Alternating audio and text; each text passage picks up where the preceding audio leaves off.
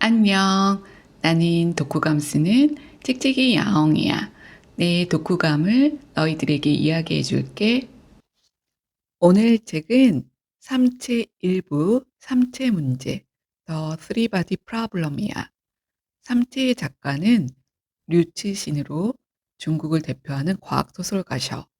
그가 쓴 소설들은 풍부한 상상력과 아름다운 문장으로 유명한데 특히 그중에서도 삼체는 중국 과학 소설을 세계 수준으로 올려놓은 기념비적인 소설이며 공상과학 소설의 노벨상이라고 불리는 휴고상을 수상했지. 이 책은 어흥님이 존경하는 분께서 추천해 주셔서 읽기 시작했고 나의 미천한 과학 지식으로 이해가 안 되는 부분이 많고 요약하기 쉽지 않았지만 너무 재미있어 우선 너에게 책의 1권부터 세 파트로 나누어 소개해 주려고 해. 이후 2, 3권은 시간을 내어서 차차 정리해서 올리도록 할게. 우선 1권의 주요 인물은 왕미ao, 나노기술 연구하는 학자고 스창대장, 사복경찰, 양둥, 예원제의 딸, 자살했어. 예원제, 지구 삼체 반군의 총사령관, 그리고 에반스 등이 있어.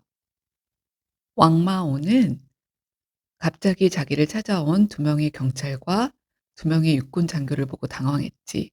그들은 그에게 작전 센터라고 불리는 곳에 같이 가줄 것을 요청했고 도착해 보니 그곳에는 군인들 그리고 영국과 미국의 정보기관 장교들, 기초과학 분야 전문가와 학자들이 있었지. 그들은 회의를 시작하며 최근 적들의 공격이 더 강력해졌다고 했어. 적? 공격? 이게 무슨 말이지? 왕마오는 회의 자료 첫 장을 펼쳤고 거기에는 물리학계의 매우 유명한 학자들의 명단이 있었어. 그는 그중에서 색깔이 쳐져 있는 이름을 보자 놀랐지. 양동이었어. 그녀를 만난 때는 1년 전 가속기 프로젝트 현장에서였는데 남자들만 있는 그곳에서 그녀는 한떨기 꽃 같았지. 회의 주재자가 말했어. 명단 속 물리학자들은 최근 2달 사이에 차례로 자살했습니다. 왕마오는 숨이 막힐 듯 놀랐어. 양둥은 가장 최근 자살한 사람입니다. 그녀는 물리학이 죽었다라며 수면제를 먹고 자살했습니다. 특이사항은 여기 자살한 사람들 모두 과학의 경계라는 학회 회원들이거나 접촉한 경험이 있습니다. 왕 교수님, 그들과 접촉한 적이 있습니까? 그들이 학회에 들어오라고 했지만 들어가지 않았소. 그럼 들어가십시오. 그리고 이 단체의 정보를 주세요. 왕마오는 망설였지만 양동이의 죽음에 대한 충격과 궁금증으로 제의를 수락했지. 그리고 회의가 끝났을 때 회의 주재자에게 물었어. 어디서 전쟁이 났다는 말입니까? 그는 알 수 없는 미소를 지으며 교수님, 곧 모든 것을 알게 될 겁니다. 교수님은 하루아침에 세상이 완전히 달라지는 일이 있으셨습니까? 그것을 곧 경험하게 될 겁니다. 다음 날은 토요일이어서 왕마오는 아침 일찍 일어나 카메라를 들고 집을 나섰지. 그의 취미는 흑백 사진 찍기였고 나름의 독특한 스타일로 사진계에서 유명세를 누리고 있었어. 어제 일로 머리가 복잡했던 그에게 갑자기 저격수와 농장주 가설이 떠올랐지. 저격수 가설은 저격수가 재미로 관역에 10cm의 구멍들을 뚫어 놓은 거야. 그런데 그 관역의 평면에 2차원 지능 생물 중에 과학자가 우주를 관찰한 결과 우주에는 10cm의 구멍이 있다라는 위대한 법칙을 발견한 거지. 저격수가 기분 나는 대로 뚫어 놓은 구멍이 우주의 법칙이 된 거야. 농장주 가설은 더 끔찍해. 칠면조 무리가 있는데 그중 과학자가 관찰해 보니 매일 11시에 먹이가 있는 거야. 1년을 관찰한 후 발표하지. 매일 11시에 먹이가 있다. 그다음 날은 추수감사절이었는데 11시가 되어도 먹이는 없고 갑자기 농장주가 들이닥쳐 모두를 죽여버리지. 사진을 찍고 돌아온 왕마오는 사진을 인화하다 사진의 하단에 조그만 얼룩이 있는 걸 발견했어. 자세히 보니 12, 0000이라고 되어 있었지. 그다음 사진을 보니 11994933, 세 번째는 11994018, 11993207. 처음에는 필름에 무슨 문제가 있는가 했지만 없었고 숫자들을 보고 고민했지. 그러다 이윽고 알아차렸어. 그게 카운트다운이라는 것을. 그는 너무 놀라 가족들에게 사진을 찍어보라고 했지. 그들 사진에는 카운트다운이 없었어. 그러나 왕마오가 다시 사진을 찍었을 때에는 아까 사진을 찍은 후 지난 시간만큼 지나 카운트다운이 계속되고 있었지. 너무 놀란 그는 이 현상을 누구에게 물어볼까 하다 과학의 경계 최고위원인 선휘페이에게 전화를 했어. 선 박사님, 제게 문제가 생겼습니다. 그녀는 오세요. 라는 한마디만 하고 전화를 끊었지. 그녀의 집에 도착하니 남편인 웨이청이 마주 나왔어. 선휘페이는 위에 있습니다. 방에 가보니 그녀는 컴퓨터 앞에서 V 장비를 착용하고, 즉 360도 다 볼 수 있는 헬멧과 센서 옷을 입고 게임을 하고 있었어. 그 V 장비를 착용하면 게임 속의 모든 것이 실제처럼 느껴진다고 알려져 있었지. 선휘페이는 게임 장비를 벗고 엉마오를 바라보며 무표정하게 그의 카운트다운 이야기를 듣더니 당신이 주도하고 있는 나노 프로젝트를 중단하세요. 뭐라고요? 그게 이 현상이란 무슨 상관이 있습니까? 그냥 멈춰보세요. 불가능해요. 국가 프로젝트예요. 멈춰보세요. 그녀의 집을 나와 집에 돌아와서도 카운트다운은 계속되었어. 결국 실험실에 돌아와 한 부품의 고장을 핑계로 실험을 멈춰보았지. 그 순간 카운트다운이 사라졌어. 뒤이어 전화벨이 울렸지. 선입회의였어. 실험을 멈추셨군요. 당신들 뭡니까? 당신들 뒤에 누가 있습니까? 나노소재 연구가 어떻게 이렇게 하는 겁니까? 우리가 정하는 게 아닙니다. 됐어요. 이따위 술수로 연구를 멈출 순 없어요. 그렇게 따지자 믿지 못하겠다면 우주 배경 복사를 관측할 수 있는 곳을 찾으세요. 손익회의는 말을 이어나갔어. 4월 뒤 14일 새벽 1시부터 5시까지 우주 전체가 당신을 위해 반짝일 거예요. 왕마오는 양동의 어머니가 천체 물리학자였고 우주 배경 복사를 관측할 수 있는 곳도 알 수 있다는 정보를 듣고 그녀의 어머니를 찾아가기로 결심해. 그리고 선입회의가 해보라는 게임에 접속하지. 게임 주소는 www.3body.com이었어. 게임이 시작되었어. 그는 여명이 밝아오는 황야에 서 있었지. 화면에 삼체라고 떴어. 오싹한 한기를 느꼈는데 앞에 모래시계를 메고 가는 두 사람이 보였어. 그들을 쫓아갔지. 그들이 설명하길 지금은 전국시대고 한 명은 주문왕, 한 명은 그의 추종자라고 했어. 그들은 지금 난색이라 춥다고 했지. 그러자 왕마오는 해가 뜨면 따뜻해질 거라고 했어. 그러자 그들은 어리둥절한 눈으로 난세기에는 해가 뜨지 않는다고 했지. 하지만 거짓말처럼 해가 떴어. 왕마오는 따뜻해져 좋았지만 그들은 갑자기 피할 곳을 찾으라며 그들 모두 큰 바위 그늘 밑으로 들어갔지. 그리고 곧 대지는 따뜻하다 못해 펄펄 끓기 시작했어. 추종자는 더 이상 참지 못하겠다며 주문왕에게 탈수해도 버리지 않을 거죠? 라고 묻고 주문왕이 물론이지 하자 추종자는 밖으로 나가 알몸으로 바닥에 누웠어. 그러자 몸에서 땀이 나듯 수증기가 증발하여 납작한 어퍼처럼 되어버렸지. 주문왕은 그것을 돌돌 말아 왕마에게 건네며 탈수자야. 항세기 때 물에 넣으면 다시 돌아오지. 조심해서 들고 가게. 떨어뜨리면 다른 사람이 주워서 먹거나 태워버릴 수 있으니. 왕마오는 모든 것이 어리둥절했지만 얇은 가죽 같은 탈수자를 조심스레 들었어. 그들은 계속 걸었지. 시간이 지나가고 있었어.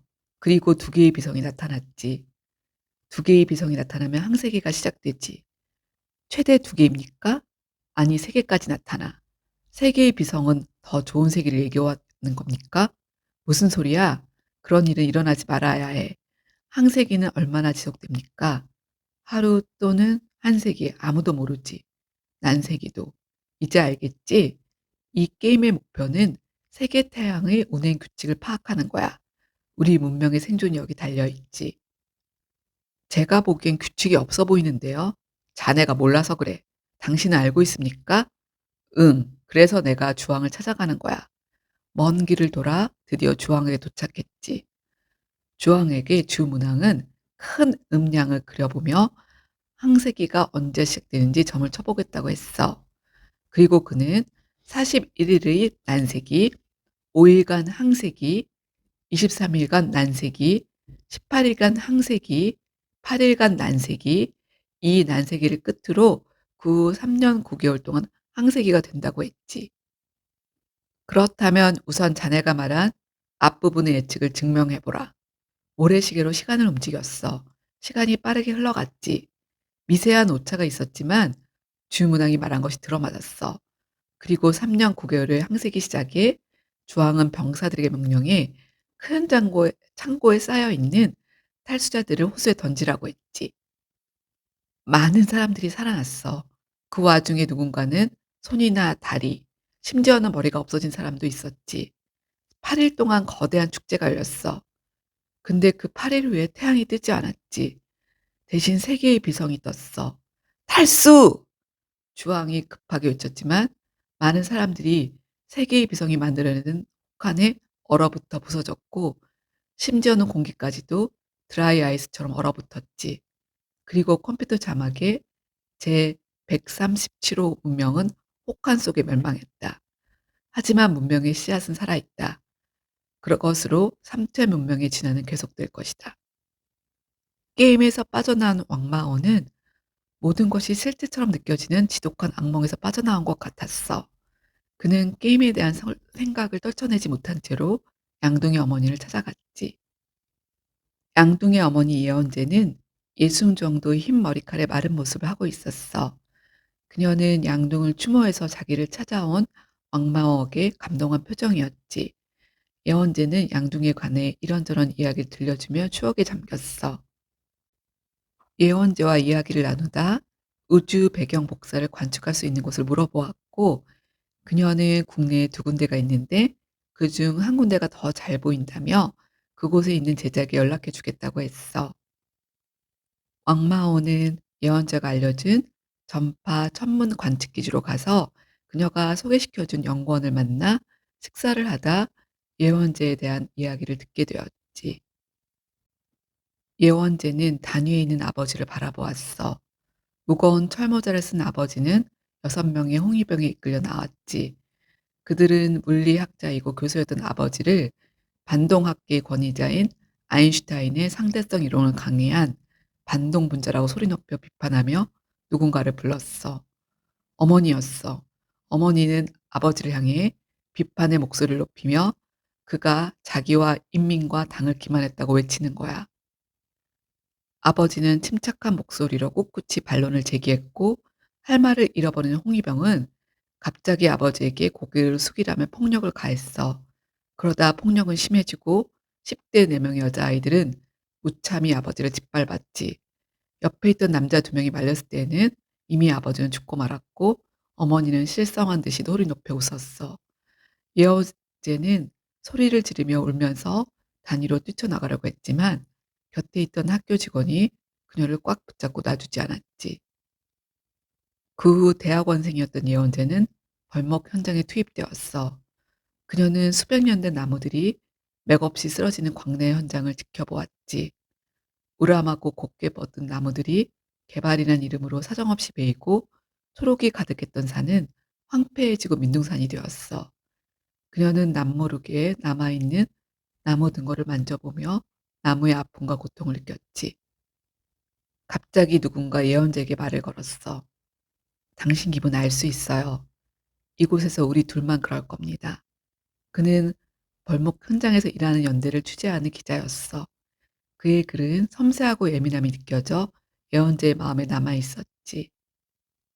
그는 예언자에게 영어를 읽을 줄 아냐며 주위를 살피다 1962년에 쓰여진 레이첼 카슨의 침묵의 봄이란 책을 건네주었어. 그 책은 살충제 중독으로 조용히 죽어가는 마을을 묘사한 것이었지. 그러며 그는 중앙정부의 이 숲의 무분별한 벌목에 대해 편지를 쓸 겁니다. 책은 가져가서 읽어도 좋아요. 그러나 눈에 띄게 하지는 마세요.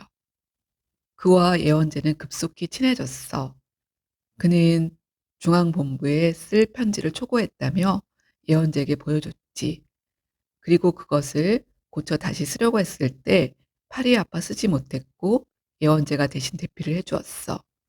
그게 빌미가 될 줄이야.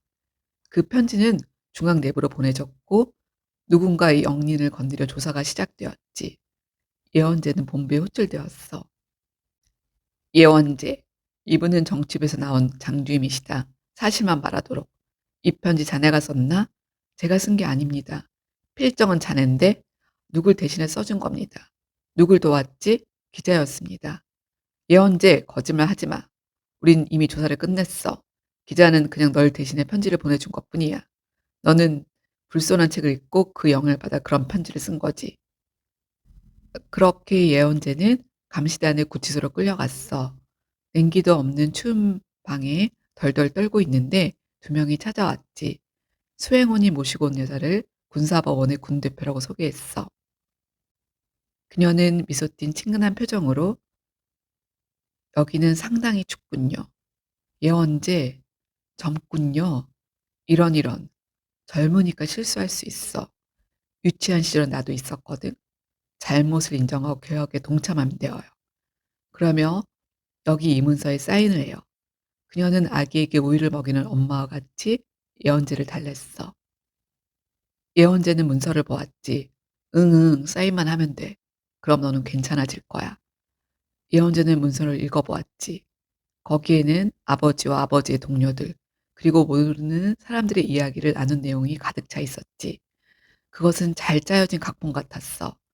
그리고 이 문서에 사인하게 되면 누군가에게 정치적 살상력이 가지리라는 것은 분명했지. 전 이 내용을 모릅니다. 군 대표는 예언자의 손을 잡으며 "너 솔직히 말하면 이럴 때가 아니야. 잘 생각해. 전 정말 이 내용을 모릅니다. 그러기에 사인할 수 없습니다." 완고한 년.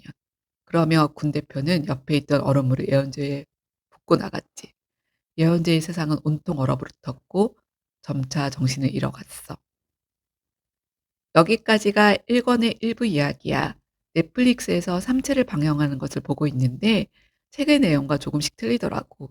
우선 책의 주인공은 남잔데 넷플릭스의 주인공은 여자고 그녀의 친구들도 사실 책에는 없어. 그리고 게임에서 나오는 꼬마 여자아이도 책에는 없지. 무엇보다 심판호가 삼체 행성에서 메시지를 수신받긴 하지만 실시간 대화를 나눈 것은 없고 예언자의 딸도 에반스와의 사이에서가 아니라 1 권의 2 부에 나오지만 예언자가 홍합 프로젝트에서 만난 아버지의 제자 사이에서 생긴 딸이야. 아마 넷플릭스는 재미를 극대화하기에 바꾼 부분이 많아 조금씩 내용에 차이가 나는 것 같아. 미드도 재미있지만 책은 문체가 아름답고 중국의 대격동기와 그것을 겪으며 살았던 사람들의 아픔과 과학 이야기 그리고 여러 가지 문제들이 아름다운 문장으로 표현되어 있어 재미있게 읽고 있어. 너도 꼭 책으로 읽어봤으면 좋겠다는 생각을 해. 다음 한 주는 여행을 가서 두 번째 파트가 늦어지겠지만 기대해 줘. 세상이 온통 꽃으로 뒤덮여 있어. 어제는 꽃비를 맞으며 공원을 걸었지. 정말 이 아름다운 지구를 잘 지켜야 한다는 생각이 더욱더 간절해지는 요즘이야. 환절기에 건강 조심하고 곧 만나. 빠빠이.